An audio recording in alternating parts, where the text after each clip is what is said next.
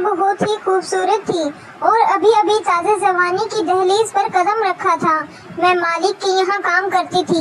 वह मालिक जब भी मुझे देखता था तो हमेशा एक जवान लड़के की तरह मुझसे व्यवहार करता था, जबकि उसकी उम्र 55 साल थी। एक रात मेरे पिता मुझे मालिक के घर रहने के लिए छोड़ गए। फिर मालिक ने मुझे अपने कमरे में सुला लिया। मालिक का जब मैंने वह देखा तो मैं बेहोश हो गई। फिर मालिक ने जैसे ही मुझे छुआ तो मेरा नाम पूजा है। मैं अभी अभी 18 साल की हुई थी। मैंने 8वीं तक की पढ़ाई सरकारी स्कूल में की थी। उनके बाद पापा ने मेरी आगे की पढ़ाई रुकवा दी। मैं अपने पापा के साथ अकेली रहती थी, क्योंकि जब मैं छोटी थी तो मेरी माँ मर चुकी थी। मेरे पापा एक दिन कमाने जाते तो अगले दिन शराब की भट्टी में सारे पैसे उड़ा देते थे। मेरे पापा मुझे एक बड़े साहब के पास ले गए और मुझे पेड़ पौधे और साफ सफाई का काम दिला दिया। इस तरह से मैं अपने 55 साल के मालिक के यहाँ काम करने लग गई। मेरे 55 साल के मालिक अपनी उम्र के हिसाब से बहुत छोटे दिखते थे। उनके घर में उनके अलावा कोई नहीं था। मैं अभी अभी युवा अवस्था में प्रवेश हुई थी। मैं तो मालिक को 45 साल का समझती थी, लेकिन उनकी उम्र मुझे जल्द ही समझ में आ गई थी कि वे क्या कर सकती हैं। वह मुझे पता नहीं था। मेरे पिता मुझे हर दिन मालिक के घर छोड़ने जाते थे। मालिक के घर के पेड़ों को पानी देती और झाड़ू पोछा करने का काम करती थी। मेरे मालिक की उम्र अभी 55 साल थी। वह अपने घर में अकेले रहते थे। आज शाम को पापा मुझे लेने नहीं आए। मैंने काफी देर तक पापा का इंतजार किया। मुझे गेट पर खड़ा होकर देखकर मालिक मेरे पास आ गए और उन्होंने मुझसे कहा कि मुझे लगता है कि तुम्हारे पापा आज तुम्हें लेने नहीं आएंगे, इसलिए उनका इंतजार करने के बजाय घर के अंदर आ जाओ। फिर वह बोले, मुझे बताओ कि तुम्हारे पापा रात को कितने बजे के बाद कहाँ जाते हैं। तभी मेरे दिमाग में यह विचार आया कि पापा अभी शराब की दुकान पर नशे में धुत पड़े होंगे। मुझे पता था कि यही हुआ होगा, इसलिए तो पापा अभी तक नहीं आए थे। तो फिर मालिक के कहने के मुताबिक उनके घर के अंदर चली गई। मेरे मालिक ने कहा कि अब खाने का वक्त हो गया, इसलिए आओ मेरे साथ, तुम भी खाना खा लो। मैं मालिक के साथ खाना खाने बैठ गई। खाना खाने के बाद रात को वह मुझे अपने ही कमरे में सोने को कह रहे थे, लेकिन मैं वहाँ सोने के बजाय हॉल में सो गई। अगली सुबह मैंने मालिक से कहा, मालिक मेरे पापा को फोन करके बुला दीजिए। उन्होंने तुरंत मेरे सामने फोन लगाया, लेकिन पापा ने फोन नहीं उठाया। एक पिता इतना लापरवाह कैसे हो सकता है। उन्होंने अपनी जवान बेटी को एक 55 साल के आदमी के साथ उनके घर अकेला कैसे छोड़ दिया। शाम को मैं मालिक से अनुरोध करके अपने घर ले जाने के लिए बोली। मालिक जब मुझे मेरे घर ले आए तो घर पहुंचकर देखा कि हमारे घर पर ताला लगा हुआ था। मुझे नहीं पता था कि पापा कहाँ गए हैं, इसलिए ना चाहते हुए भी मुझे फिर से मालिक के घर आना पड़ा। देखते ही देखते जल्द ही 10 दिन बीत गए, लेकिन पापा मुझे लेने नहीं आए।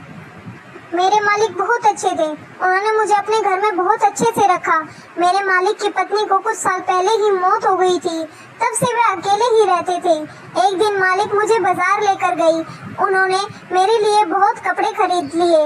बाजार से घर आकर मालिक ने बताया कि हमने आज जो कपड़े खरीदे हैं वे किस लिए हैं, तुम्हें कल से स्कूल जाना है। फिर मालिक ने कहा कि मैं स्कूल गया था तुम्हारा एडमिशन कराने के लिए। तुम स्कूल जाओगी तो तुम्हें कई चीजों का ज्ञान मालूम होगा और यह मेरे लिए भी फायदेमंद होगा। मुझे लगा मालिक ने मुझ पर बहुत बड़ा उपकार किया है। मैं पढ़ना चाहती थी, लेकिन पैसों की कमी के कारण मैं पढ़ नहीं पाई थी। दूसरे दिन से मैं रोज स्कूल जाने लगी। मालिक ने मेरा एडमिशन शहर के एक प्राइवेट स्कूल में कराया था। जब से मैं स्कूल जाने लगी थी तब से मालिक ने घर में एक और नौकर रख लिया था। वह घर का सारा काम करता था और वहीं पर रहता था। मैंने कभी भी इस आनंदपूर्ण जीवन के बारे में सपने में भी नहीं सोचा था जिस तरह मैं अब जी रही थी। मेरी पढ़ाई शुरू हुए 2 महीने हो गए थे। इन 2 महीनों में मुझ में बहुत कुछ बदलाव हो आया था। मैं अनपढ़ से शिक्षित और एक खूबसूरत लड़की बन गई थी। यह मेरी जीवन स्थितियों में एक अलग बदलाव था, लेकिन मैंने यह कभी नहीं सोचा था कि मेरे मालिक मेरे लिए यह सब क्यों कर रहे हैं। लेकिन इसके पीछे का रहस्य जल्द ही मेरे सामने आने वाला था, जिसका मुझे थोड़ा सा भी अभ्यास नहीं था। देखते ही देखते 6 महीने गुजर गए। अब मैं और भी ज्यादा खूबसूरत और जवान दिखने लगी थी। घर का नौकर हर रात सोने से पहले मेरे लिए बादाम का दूध लाता था। ये सब मेरे मालिक के कहने अनुसार ही हो रहा था। सुबह मैं मालिक के साथ जिम में व्यायाम करती थी। एक दिन जिम में व्यायाम करते समय मालिक ने मुझसे कहा कि आज मैं तुम्हें एक नई तरह की व्यायाम सिखाऊंगा। मालिक ने मुझे उस तरह की व्यायाम सिखाना शुरू किया। इसी बीच घर का नौकर राजू वहां आ गया। जिम वाली रस्सी खींचते समय मालिक मेरी मदद कर रहे थे। उनका हाथ मेरी कमर पर देखकर राजू ने अपना मुंह दूसरी ओर घुमा लिया। फिर उसने कहा कि मालिक से मिलने के लिए बाहर कोई मेहमान आया है। फिर मालिक ने अभ्यास रोक दिया और राजू से कहा, जब भी तुम आज के बाद अंदर आओगे तब दरवाजा खटखटाना मत भूलना। शायद मालिक को राजू का इस तरह से अंदर आना पसंद नहीं आया। मालिक के बाहर जाने के बाद राजू मुझे अलग ही नजरिए से देखने लगा था, लेकिन मैंने उसे नजरअंदाज कर दिया और अपने कमरे में चली गई। कुछ देर बाद मैं स्कूल के लिए निकल गई। शाम को मैं अपने समय पर घर आ गई थी। मैं उस घर में अकेली लड़की थी। मालिक मेरे लिए एक अच्छी सी ड्रेस लेकर आए थे। उन्होंने कहा, यह ड्रेस पहनो और तैयार हो जाओ, आज हमें बाहर पार्टी में जाना है। मैं वह ड्रेस पहनकर तैयार हो गई। मैं तैयार होकर बाहर आई तो मालिक मुझे एक अलग ही नजर से देख रहे थे। उनके चेहरे की मुस्कान साफ साफ बता रही थी कि उनके मन में क्या चल रहा है। मेरे मालिक कोट पैंट पहने हुए थे और इस उम्र में भी वे कम उम्र दिख रहे थे, लेकिन आज कुछ ज्यादा ही रौनक उनके चेहरे पर दिख रही थी। बस मेरे हाथ में अपना हाथ डाला और पार्टी के लिए निकल गए। पार्टी में उन्होंने मुझे अपने कुछ दोस्तों से मिलवाया। मालिक अपने कुछ मित्रों से खड़े होकर बातें कर रहे थे और मैं वॉशरूम में चली गई। थोड़ी देर बाद जब मैं वॉशरूम से बाहर आई तो मेरे मालिक का एक दोस्त मेरे पास आया और मेरी तरफ देखने लगा। फिर मालिक के उस दोस्त ने मुझसे कहा कि तुम्हारे मालिक के पास बहुत दिमाग है। तुम्हारी जैसी लड़की बाहर हजारों रुपए खर्च करने से भी नहीं मिलती है। इस उम्र में तुम्हारे मालिक की यह ख्वाहिश है, जब तुम जैसी लड़की 55 साल के बूढ़े को तरोताजा करेगी। अपने मालिक के दोस्त की यह सारी बातें सुनकर मुझे उस व्यक्ति पर बहुत गुस्सा आया था। मैंने उससे कहा, अपना मुंह बंद करो। फिर उस व्यक्ति ने मेरी बात पर गुस्सा न करते हुए मुझे जूस देने लगा।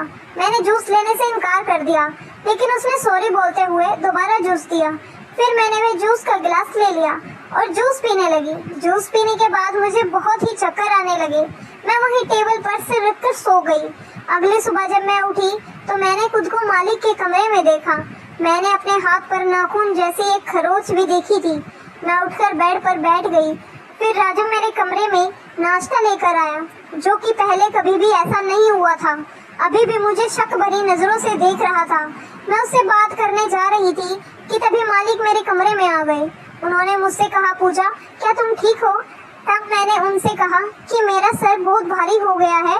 मालिक ने कहा, तुमने रात को पार्टी में गलती से जूस की जगह ड्रिंक ले ली थी, इसीलिए तुम्हारा सिर भारी हो गया है। मालिक ने मुझे दर्द की एक गोली दी। मैं आज स्कूल भी नहीं गई। आज पूरा दिन अपने रूम में सोती रही। शाम से रात हो गई। फिर रात को सो नहीं पा रही थी क्योंकि मैं आज पूरा दिन सोई थी। फिर भी रात को मैं अपने कमरे की लाइट बंद करके लेटी रही। कुछ देर बाद अचानक मुझे महसूस हुआ कि कोई मेरे कमरे में दाखिल हुआ है। मैंने धीरे से अपनी आंखें खोली तो मालिक को सामने आते देखा। मुझे कमरे में जागता देखकर वह फिर से कमरे से बाहर चले गए। मुझे समझ नहीं आया कि उन्होंने ऐसा क्यों किया। मैं समय समय पर अपने पापा के बारे में उनसे पूछती रहती थी, लेकिन मालिक हमेशा यही कहते थे कि मैं उन्हें ढूंढ रहा हूँ। मुझे हर रात अपने पापा की याद आती है। आज भी मुझे अपने पापा की बहुत याद आ रही थी। उनकी यादों में ही कब मुझे नींद आ गई पता ही नहीं चला। ऐसे ही कुछ दिन और बीत गए। फिर एक दिन मालिक मुझे एक हफ्ते के लिए इंडिया से बाहर घूमने के लिए ले गए। वहाँ पर हम बहुत घूमे और बहुत मस्ती की। इसलिए मुझे कभी कभी लगता था कि मालिक मेरे पापा की कमी को पूरा करने की कोशिश कर रहे हैं, लेकिन मालिक के मन में मेरे प्रति कुछ अलग ही भावनाएं थी और वह अब मुझे अजीब सी नजरों से देखने लगे थे। उनकी नजरें मुझे तकने लगी थी। हम घूमने के लिए दुबई गए हुए थे। मैंने वहाँ खूब पानी पूरी खाई। वहाँ मेरा और मालिक का एक एक ही कमरा था। जब मैं रात को एक डांसिंग शो देखने गई तो मैं अच्छे से तैयार होकर गई थी, लेकिन बाहर जाते वक्त मेरे कपड़े गीले हो गए थे। फिर मालिक ने मुझे आराम करने में मेरी मदद की।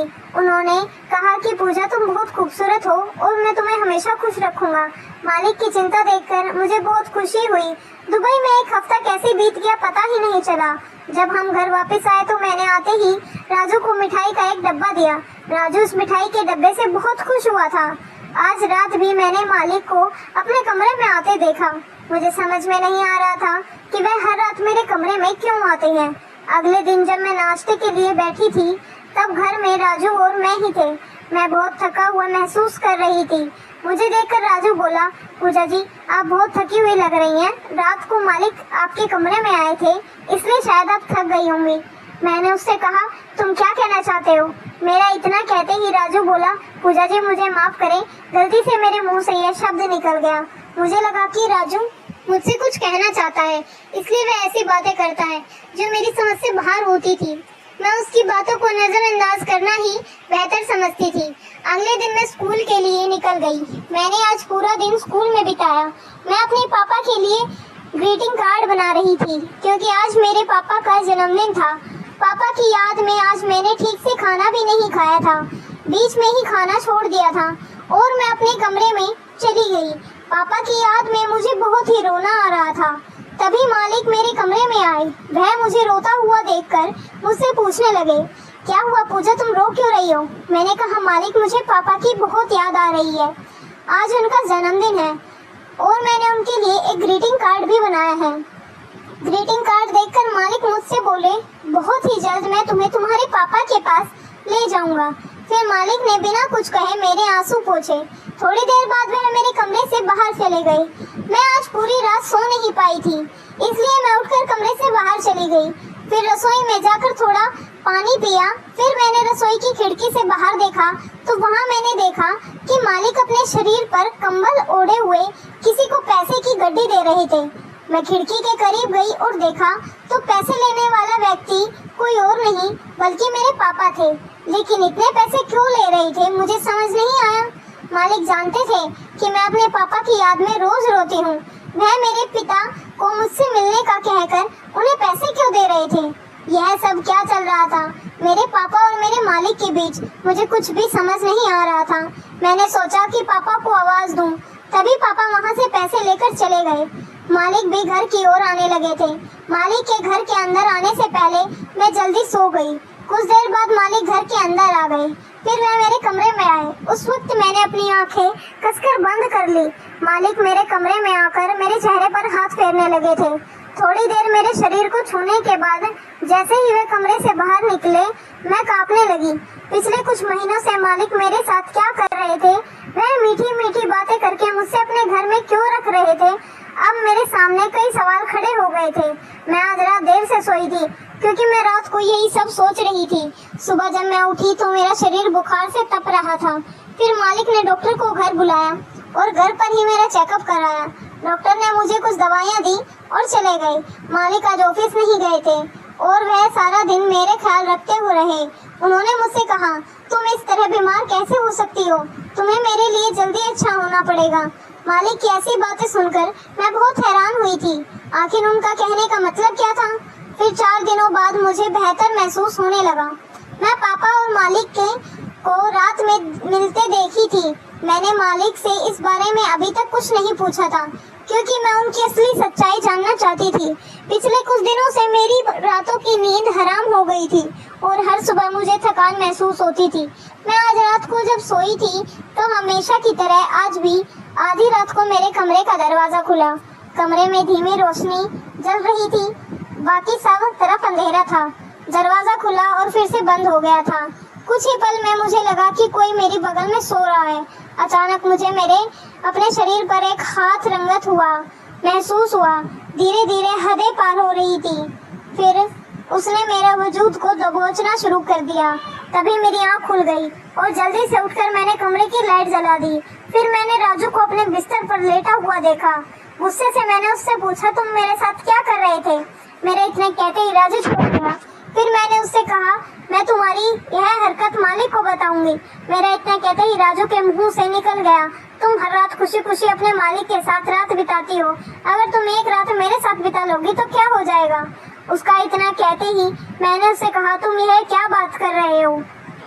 फिर उसने बोलना शुरू किया, मैं रोज रात को देखता हूँ मालिक आधी रात को आपके कमरे में आते हैं और समय गुजार कर चले जाते हैं।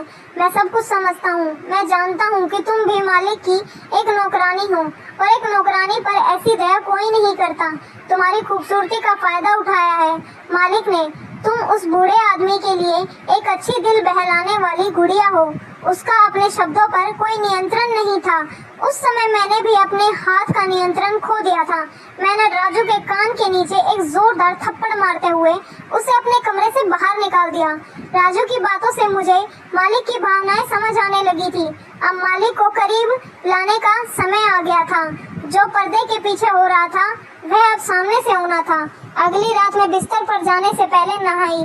मैंने गीले बालों पर परफ्यूम स्प्रे किया और एक छोटी ड्रेस पहनकर मालिक के कमरे में पहुंच गई।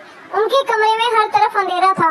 मैं उस अंधेरे में रोशनी डालने के लिए वहां गई थी। मैं धीरे धीरे मालिक के करीब गई। मैंने अपने गीले बाल मालिक के चेहरे पर घुमाना शुरू कर दिए। मैंने उनका हाथ पकड़ा और तभी मालिक ने अपने कमरे की लाइट जला दी। मालिक मुझे देखकर बोले, ये तुम क्या कर रही हो पूजा, तुम होश में तो हो, तुम यह गलत कर रही हो। तभी मैं मालिक से बोली, अगर मैं गलत कर रही हूँ तो आप उस रात के अंधेरे में मुझसे छुपकर मेरे पिता को पैसे देना और रात को मेरे कमरे में आना और मेरे पास बैठना, मेरे वजूद पर हाथ फेरना, यह सब क्या था। आप मुझ जैसी नौकरानी पर इतना उपकार कैसे कर सकते हैं। आप यह सब तब तक नहीं कर सकते जब तक आप अपने मन में कुछ अपेक्षा नहीं रखते हो। मैं आपको वही देने आई हूँ जो आप चाहते हो। आपको जो चाहिए ले लो, लेकिन मुझे मेरे पापा से मिलवा दो। मेरा इतना कहते ही मालिक ने कहा कि अपने पापा के लिए इस मुकाम तक तुम्हारा जाना गलत नहीं है। फिर मालिक ने कहा कि तुम्हारे पिता जुए में तुम्हारा घर हार गया है, तो वह तुम्हारे साथ भी जुआ खेलने वाले थे। तभी मैंने उनके पास से गुजर रहा था तो तुम्हें पैसे के लिए अपने शराबी दोस्तों को बेच रहा था। लेकिन जब मुझे सच्चाई का पता चला तो मैंने तुम्हारे पिता को इतना धन दे दिया जितना उन्होंने मांगा था और मैंने तुम्हें अपनी बेटी के रूप में अपना लिया था। तुम अपने पिता के प्यार में इस कदर पागल थी कि तुम कभी अपने पिता का असली चेहरा नहीं देख पाई। तुम्हें अपने पापा के प्रति इतना प्यार देकर मैं भी तुम्हें उनकी सच्चाई नहीं बताना चाहता था। मैं किसी लड़की के दिल में उसके बाप के लिए नफरत पैदा नहीं करना चाहता था। मैंने अपने बच्चे को जन्म नहीं दिया। मैं और मेरी पत्नी एक प्यारी सी बच्ची चाहते थे। भगवान ने मुझे बहुत धन दिया है, लेकिन उस संपत्ति का कोई भी वारिस नहीं दिया। मेरा एक हाथ खुशियों से भरा है, लेकिन दूसरी बंजर जमीन की तरह सूखा है। लेकिन जब से तुम आई हो, तुम्हारे प्यार से मेरे घर में संतान की कमी पूरी हो गई। मैंने तुमसे कभी मुझे पापा बुलाने के लिए नहीं कहा और मैं अभी भी नहीं कहूँगा। मैं नहीं चाहता था कि तुम किसी बुरे हाथों में पड़ो, इसीलिए मैंने तुम्हें बिना बताए तुम्हारे पिता से गोद ले लिया। अब मैं तुम्हें पूरी सच्चाई बता दिया हूँ। अब तुम जो फैसला करोगी वह मुझे मंजूर होगा। मैंने भगवान का शुक्रिया अदा किया और बोली, सौभाग्य से मालिक जैसा इंसान ने मुझे बचा लिया। उन्होंने मुझे एक अच्छा जीवन दिया। फिर मैंने उन्हें मालिक की जगह पापा कहा। मेरे मुंह से पापा शब्द सुनकर उनकी आंखों में खुशी के आंसू आ गए। जब मैंने पापा को राजू की हरकत के बारे में बताया तो उन्होंने उसी दौरान राजू को नौकरी से निकाल दिया और मुझे बताया कि उन्हें भी राजू पर काफी टाइम से शक था, इसीलिए वह रात को मेरा कमरा चेक करने के लिए आते थे। दोस्तों, पिता का कर्तव्य सिर्फ बच्चे पैदा करना नहीं होता, बच्चे को अच्छी शिक्षा देना और उसकी अच्छी परवरिश भी देनी होती है। अगर एक पिता अपने ही बच्चे को बेचने लगे तो दुनिया का कौन सा बच्चा ऐसा बाप के साथ रहना चाहेगा। तो दोस्तों, यह थी आज की कहानी। आपको कैसी लगी हमें कमेंट में जरूर बताएं। वीडियो अच्छी लगी हो तो लाइक करें